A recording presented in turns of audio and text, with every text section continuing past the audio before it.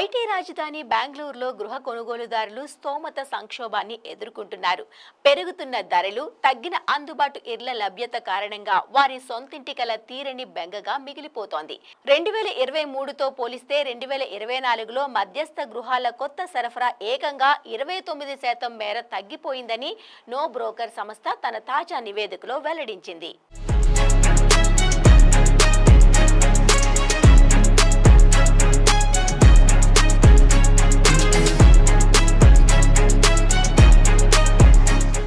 Real estate డెవలపర్లు అధిక margin వచ్చే లగ్జరీ ప్రాజెక్టులపై ఎక్కువగా దృష్టి సారిస్తుండటంతో బడ్జెట్ స్పృహ ఉన్న కొనుగోలుదారులు సొంతింటి కల నెరవేర్చుకోవడంలో సవాళ్లను ఎదుర్కొంటున్నారు. బెంగళూరులో 40 లక్షల నుంచి 80 లక్షల మధ్య ధర కలిగిన మధ్యస్థ గృహ ప్రాజెక్టుల ప్రారంభం 2024లో 29% తగ్గింది. 90 లక్షల నుంచి కోటి విలువైన ప్రాపర్టీలు సైతం పరిమితంగానే ఉంటాయి. దీంతో చాలా మంది శివారు ప్రాంతాలకు వెళ్లడం లేదా పాత ప్రాపర్టీలను కొనుగోలు చేయడం వైపు చూస్తున్నారని నివేదిక పేర్కొంది. అందుబాటు ధరల ఇళ్ల లభ్యత లేకపోవడం వల్ల ఎంట్రీ లెవెల్ కొనుగోలుదారులకు సరైన ఆప్షన్లు లభించడం లేదని వివరించింది. దీంతో తప్పనిసరి పరిస్థితుల్లో వారు పునః విక్రయ మార్కెట్లో అన్వేషించాల్సిన పరిస్థితి నెలకొందని పేర్కొంది.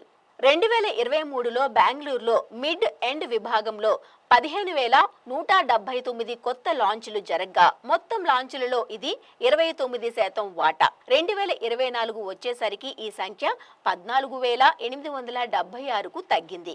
మొత్తం లాంచ్ల్లో ఇది 22% వాటా అని గణాంకాలు వెల్లడిస్తున్నాయి. కాగా 1,50,00,000 కంటే ఎక్కువ ధర ఉన్న లగ్జరీ విభాగంలో కొత్త లాంచ్లు పెరిగాయని నివేదిక వెల్లడించింది. 2023లో ఈ విభాగంలో 29% లాంచ్లు ఉండగా 2024లో 34%కి పెరిగిందని పేర్కొంది. 2023లో లగ్జరీ విభాగంలో 15,071 లాంచ్లు జరగ్గా 2024లో 23,073 యూనిట్లకు పెరిగాయి. ఈ ట్రెండ్ బెంగళూరు హౌసింగ్ మార్కెట్ మారుతున్న డైనమిక్స్ ను హైలైట్ చేస్తుంది. ఇక్కడ హై ఎండ్ రియల్ ఎస్టేట్ ఆధిపత్యం కొనసాగుతోంది.